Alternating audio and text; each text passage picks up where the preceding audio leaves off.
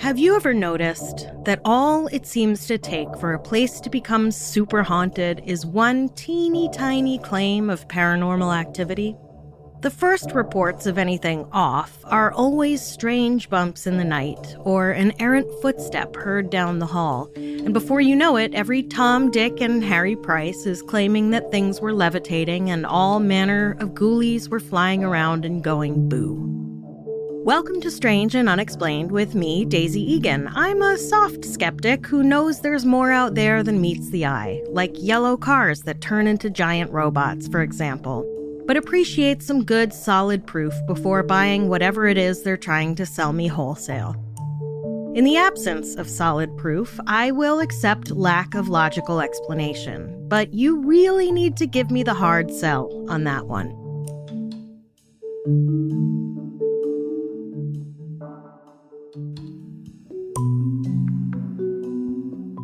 Recently, I was staying with a friend in an apartment she was subletting for a few months. In the middle of the night, I awoke to a series of thuds that came from somewhere outside the bedroom. My sleeping friend didn't stir. I nudged my friend, who, after sleeping like the goddamn dead through the first series of thuds, was now suddenly on her feet, running through the apartment going, "What? What?" I noticed an open window in the living room and said maybe the frame had knocked against the wall. My friend was adamant that she had closed the window before bed. I closed and latched the window. We determined that it had either been the window or the heater trying to compete with the cold air coming through the open window, and we went back to sleep. And then we were murdered. Just kidding. But what if we hadn't figured out where the noise had come from? We humans are highly suggestible, especially those of us like Fox Mulder who want to believe. We can convince ourselves of all kinds of gobbledygook. Then there are the Dana Scullys of the world whose job it is to believe in proof and data and facts. Paranormal researcher Harry Price started out as a Dana Scully investigating so-called paranormal phenomena in an effort to expose the tricksters and frauds of the world, mainly those in England, where he lived. But by the end of his tenure on this earth, it seems he'd begun to drink the Kool-Aid, as it were, and was doing a lot less debunking and a lot more believing.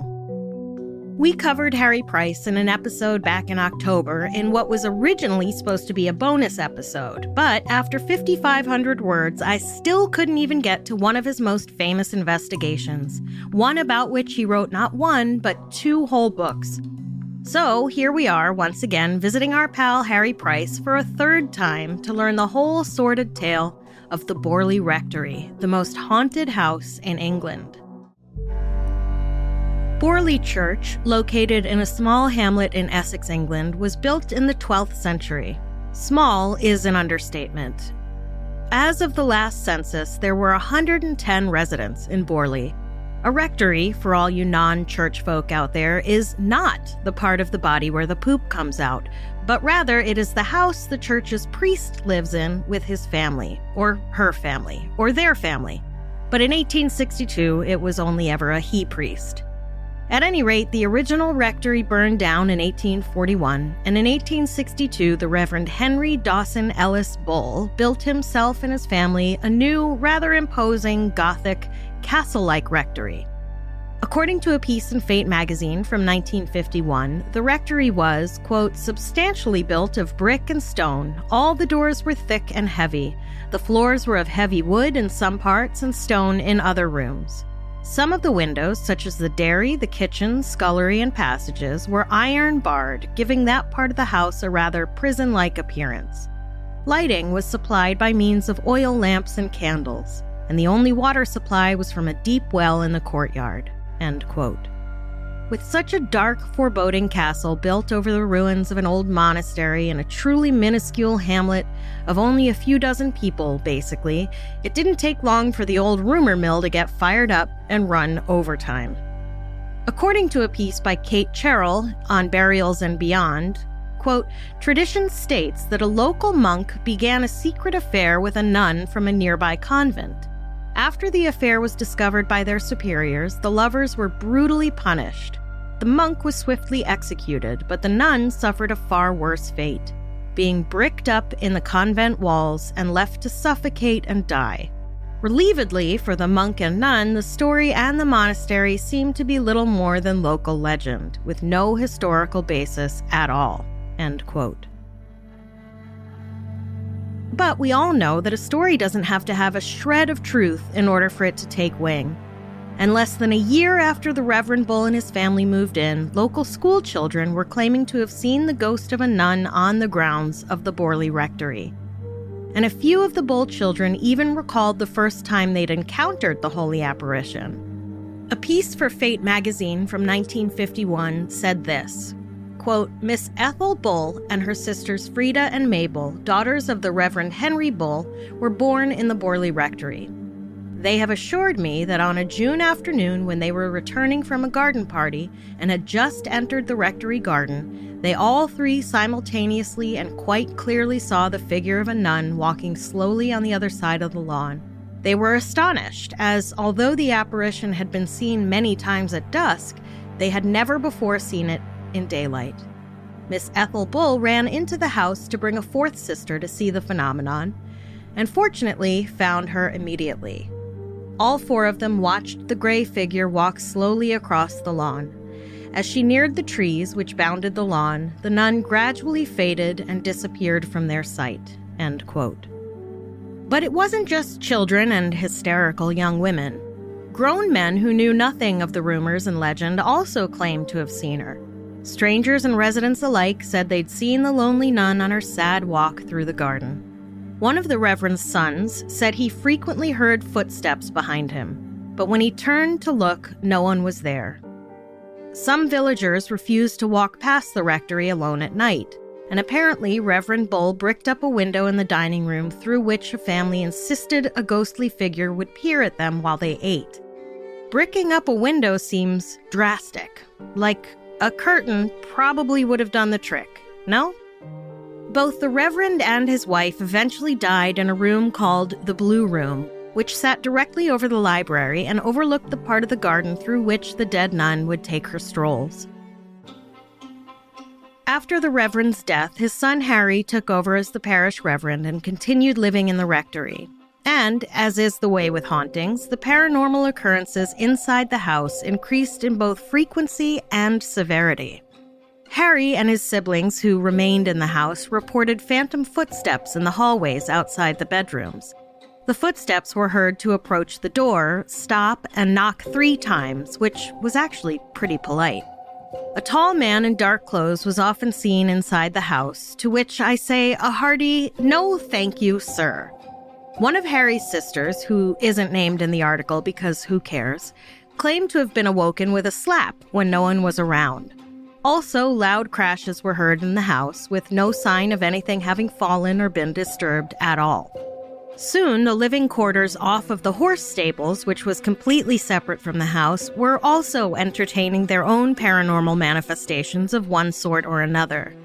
Harry told his family he frequently saw the dwarf-like figure of an old man who he said appeared to him on the lawn. He would raise one arm above his head, then turn and run down the drive and disappear. The groom gardener, that is, the man who served double duty as both the horse guy and the flower guy, and his wife left the grounds after only 3 years because of the incessant phantom crashes and bangs. Harry stuck it out, though, and died in 1927 in the same room as his parents, the Blue Room. I don't know what happened to his siblings or where they went, but the year after Harry died, after offering the job of clergyman of the haunted rectory to about a dozen other men who were like, "No thank you, sir," the intrepid Reverend Eric Smith and his wife Mabel, which I will go on record saying is the best name of all time, were like, "I ain't afraid of no ghosts," and took over the church and moved into the Borley Rectory. Actually, it seems the Smiths were from out of town and didn't know about the spooky rumors surrounding the Borley Rectory. I honestly don't think anyone bothered to tell them after he took the job. The Smiths, though, would soon learn they weren't alone in the rectory. It started with knocks and bangs loud enough to wake them up at night. The Smiths tried changing bedrooms frequently so as to trick the ghosts, I guess. According to the Smiths, the noises were loudest in the bedroom over the kitchen and in the blue room. And remember, these people allegedly had no idea about the history of the house. According to Fate magazine, quote, within a week, intermittent bell ringing started. The bells are of the old-fashioned spiral spring type and rung by bell pulls in the rooms.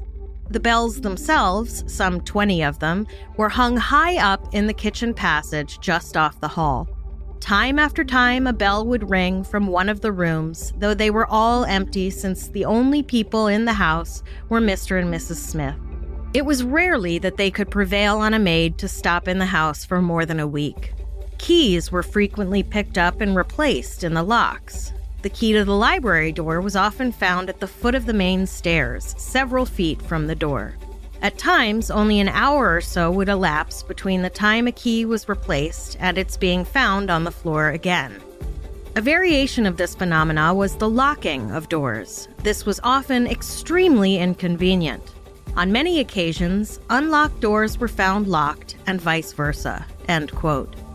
And then, one day, Mrs. Smith was cleaning when she found something the size of a football wrapped in brown paper in a cupboard in the library. It was a human skull, just wrapped in paper and sitting in the cupboard. You know, like human skulls do. No one could account for the errant skull. The Bull family apparently knew nothing about it. According to the Burials and Beyond blog, it was a female skull, though how they could have possibly gleaned the sex of a detached skull is anyone's guess. Perhaps it had eyelashes and lipstick. Mrs. Smith gave the skull a Christian burial in the church graveyard. But very soon after that, conditions got a whole lot haunteder. There was a tap-tap-tapping behind a dressing room mirror that only happened whenever Mrs. Smith approached it, and heavy wooden shutters somehow freed themselves from their open position and slammed themselves shut. According to Fate magazine, quote, these shutters were exceptionally heavy and require considerable force to bring them together. They were each about 6 feet high and 3 feet wide. It was a common thing for them to hear the brass rings, which are let in the wood frames and used for pulling them together, rattling, end quote. At their wits' end, the Smiths decided to reach out for help. They wrote to the Daily Mirror asking for the name and number of an organization that might be able to assist. So, Gen Z, the next time you wonder how people looked things up before the internet, just know that they literally had to send a letter to a newspaper asking them to basically be their Yellow Pages.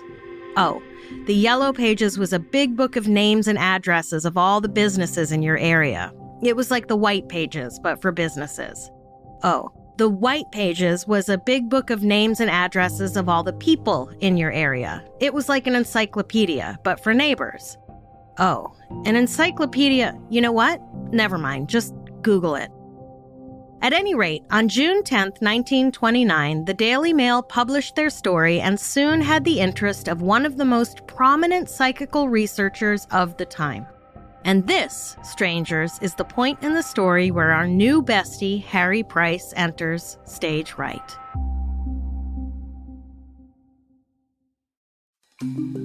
Famed Victorian-era ghost hunter Harry Price wasted exactly 0 time and got to the Borley Rectory on June 12th, just 2 days after the piece ran in the Daily Mail.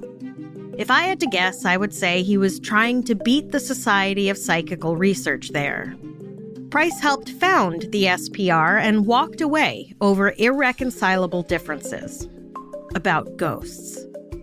According to a piece in the Daily Mail from June 14th, Price, his secretary, the Smiths, and presumably the reporter quickly witnessed enough paranormal events that, according to the Mail, quote, Mr. Price, who is a research expert only and not a spiritualist, expressed himself puzzled and astonished at the results, end quote.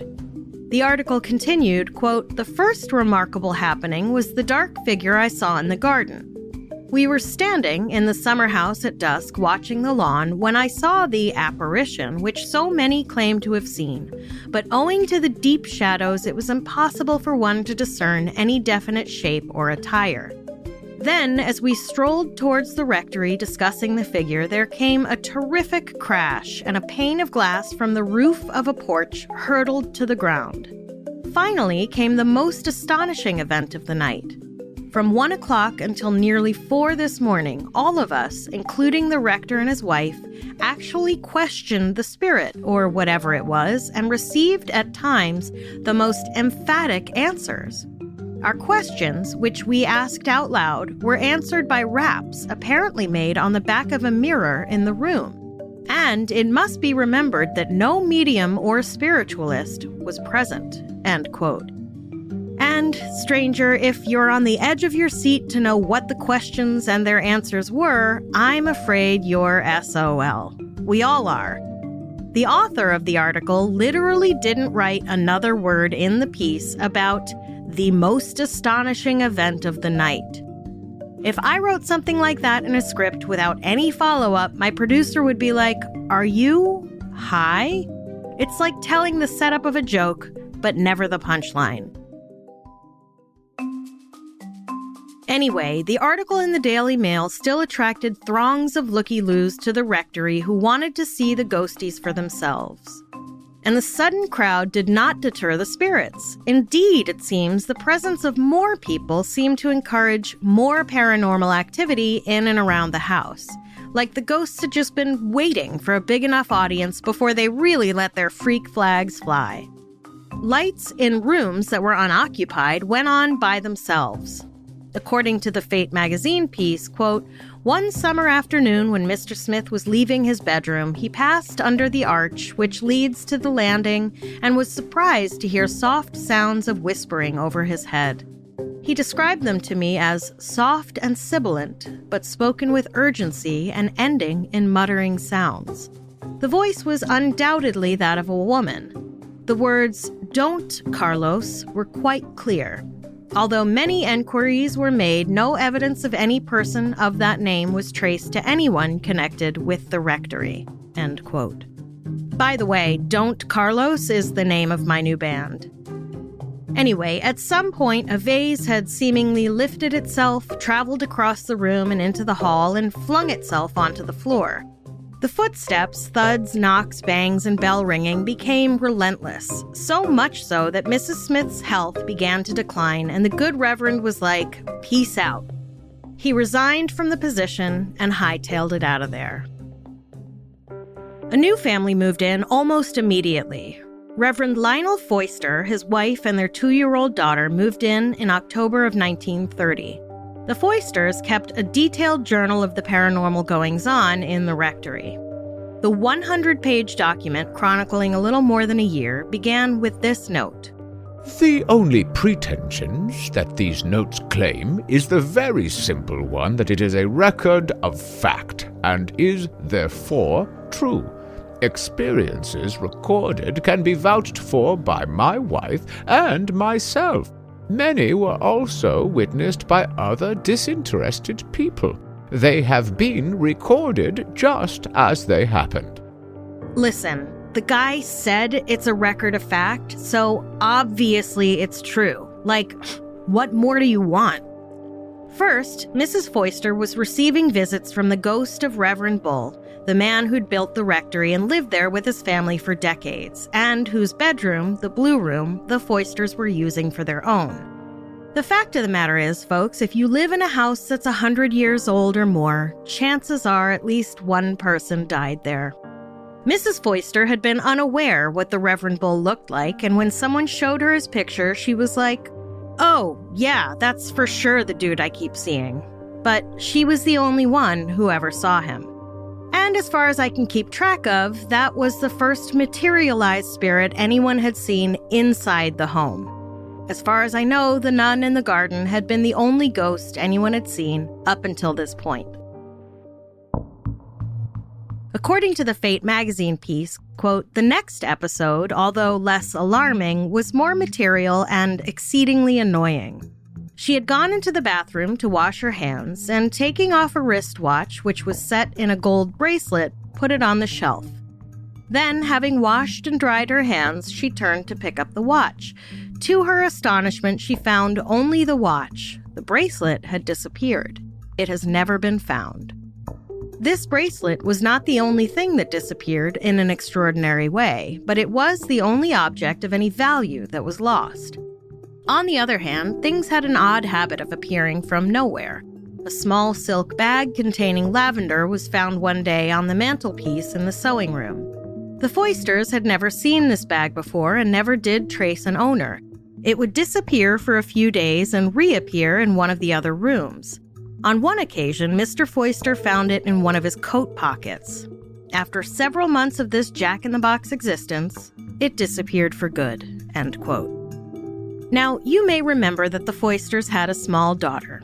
I mean, isn't it possible that she was moving or stealing things?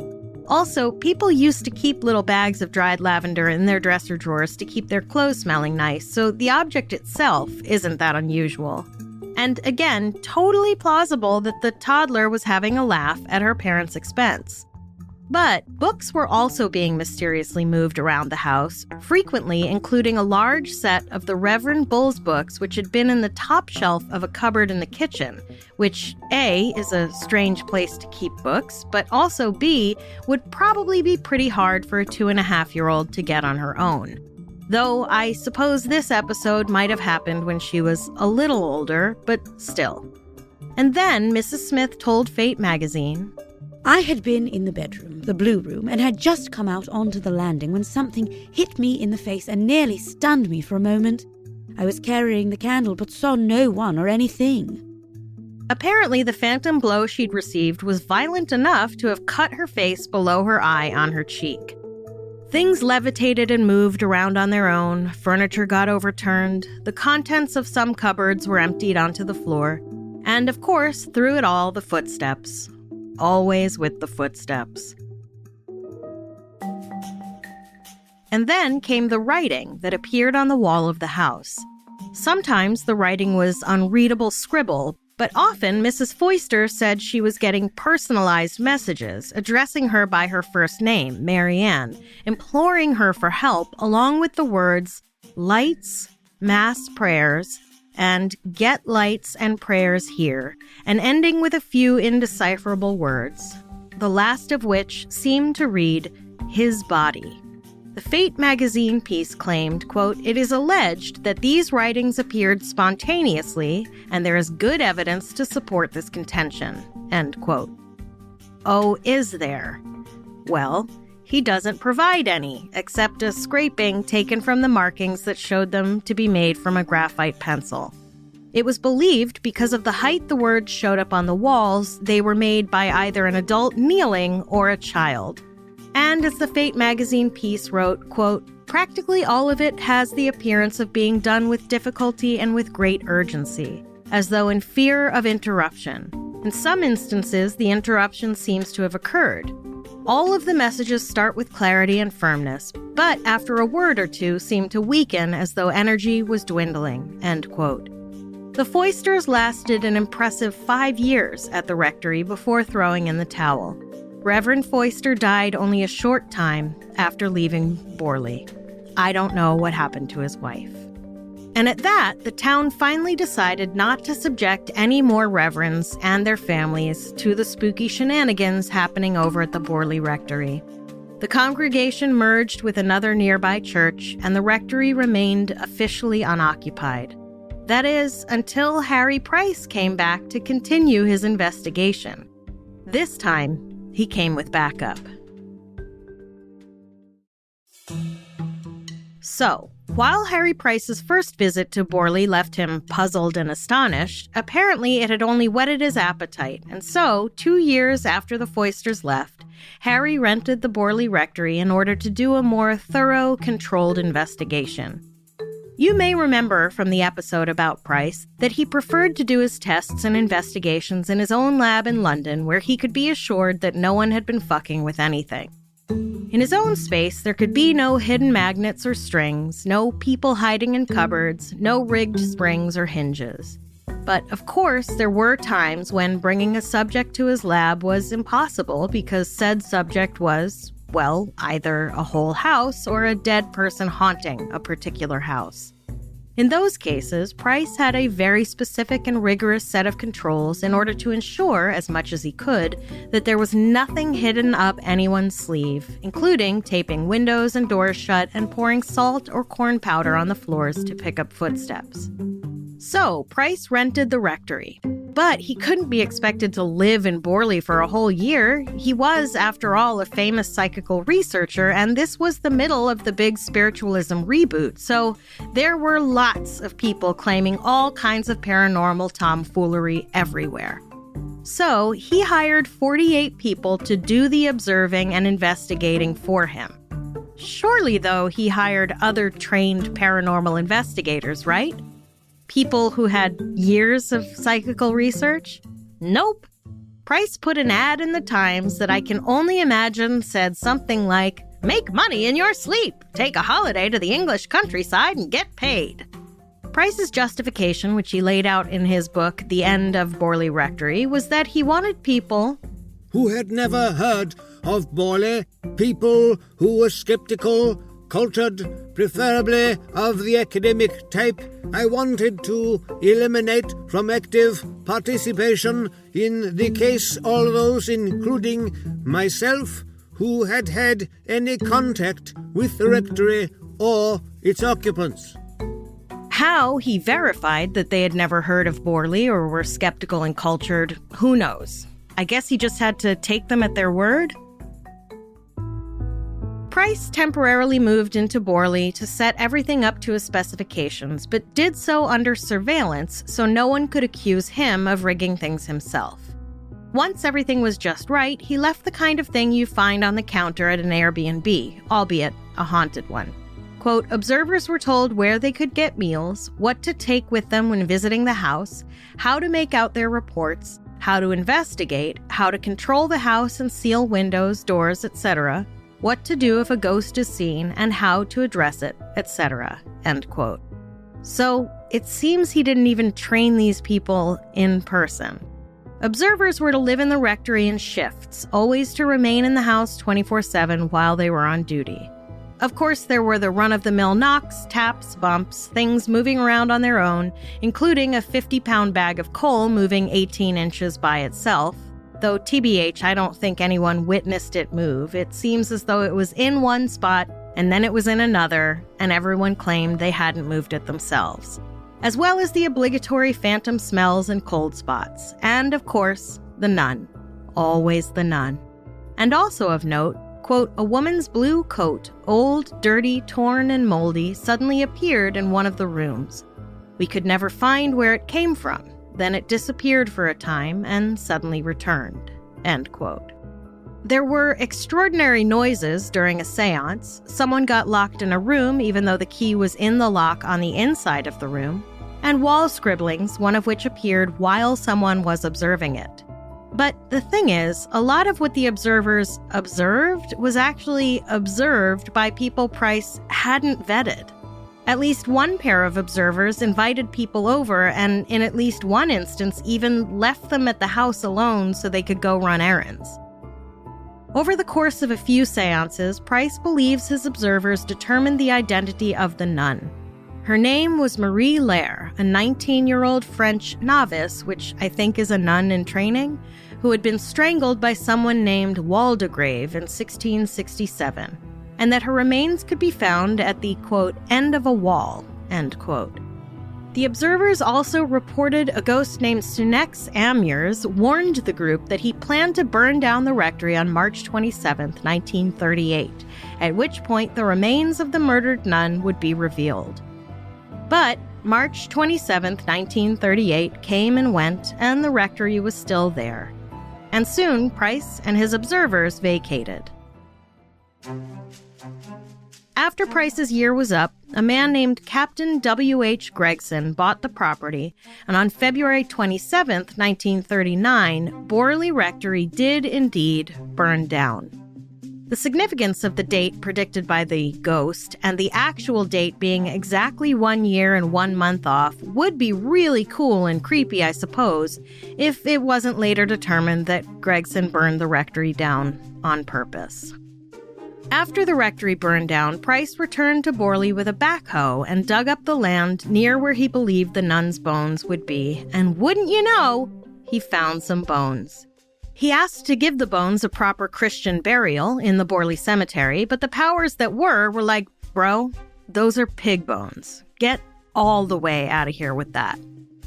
And then, when the remains of the rectory were torn down, Price claims that a brick had magically levitated above the rubble. Harry Price milked the Borley Rectory for not one, but 2 books, both of which were received very well. Sir Ernest Jelf, senior master of His Majesty's Supreme Court, was so convinced by the evidence put forth in Price's book that he said he was, quote, at a loss to understand what cross-examination could possibly shake it, end quote. He was the senior master of the Supreme Court. Price's former organization, the Society of Psychical Research, was kind enough to wait until Price died before eviscerating him and his claims in a book titled The Haunting of Borley Rectory, in which they accuse Price of distorting and embellishing reports to make them more dramatic than they were. They also accused Marianne Foister of fabricating a lot of the stories during and after her time there. And then, in 2000, a man named Louis Mayerling, who said he'd vacationed at Borley Rectory in the summers back when the Bull family lived there, wrote a book called We Faked the Ghosts of Borley Rectory, in which he laid out pretty much all the ways the Bull family pulled off ghostly hoaxes, including ringing the maid bells by reaching in through a window from the outside of the house. According to a piece in The Guardian by Amelia Hill in December 2000, quote, Mayerling arrived in the house on the Essex-Suffolk border in 1918 to find the eccentric Reverend Harry Bull and his family of 14 children taking active delight in perpetuating local stories of a spectral nun, a family ghost, and paranormal activity in the area. The house was the embodiment of eccentricities of many kinds, Mayerling remembered. He reveals in the book how a magic piano that the Bulls claimed was played by spirit hands was in fact activated by the 6-year-old Mayerling plucking the piano strings with a poker from the safety of a nearby gap in the wall, end quote. And so, in the end, it seems, an eccentric family, most likely playing parlor tricks just for fun, managed to create a legend that lasts to this day. Some people are naive and gullible. Some are bored. Some want to sell books. And some just want to be in with the in crowd. There are many reasons why rumors, even outrageous ones like ghosts and poltergeists, spread voraciously and grow like the mold atop that pint of plain yogurt you bought when you told yourself you were going to start eating healthier.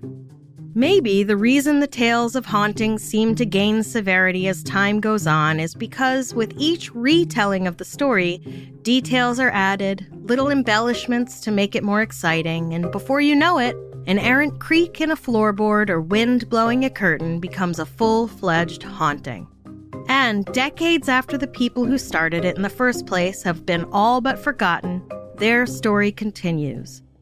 So, after all is said and done, it's not so much the ghosts that haunt us, it's the stories we tell.